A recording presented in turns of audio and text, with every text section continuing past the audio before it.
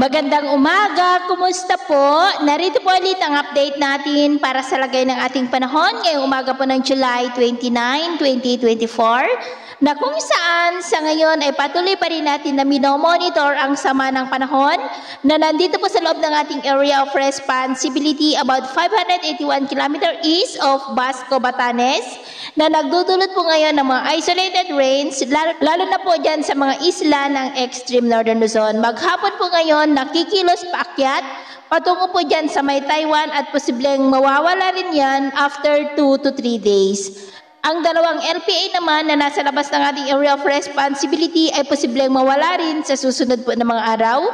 At ito nga ang pinapakita ng forecast model nating ginagamit hanggang po sa susunod na 2 linggo ay wala pa ring bagyo na namamataan na tatawid po dito sa ating bansa. At sa lagay ng ating panahon, ang habagat po ay muling umiihip sa western section ng ating bansa at maging po sa may southern part. Ngayong madaling araw dahil sa trough ng sama ng panahon ay may mga isolated rains dyan po sa may Batanes, Babuyan Islands at ilang bahagi po ng northern part ng Cagayan at Bicol region. At dahil naman sa habagat ay may mga isolated rains sa kanlurang bahagi po ng Ilocos Region, Lingayen sa may Pangasinan, Zambales, Northern Palawan, Rojas sa may Capiz, Cebu, ilang bahagi ng Bohol, Davao Oriental at Pagadian. At mamaya ay sisikat pong araw sa malaking bahagi ng ating bansa maliban lamang sa mga tsansa ng maulap na kalangitan with isolated light rains, lalo na po dyan sa may extreme northern Luzon,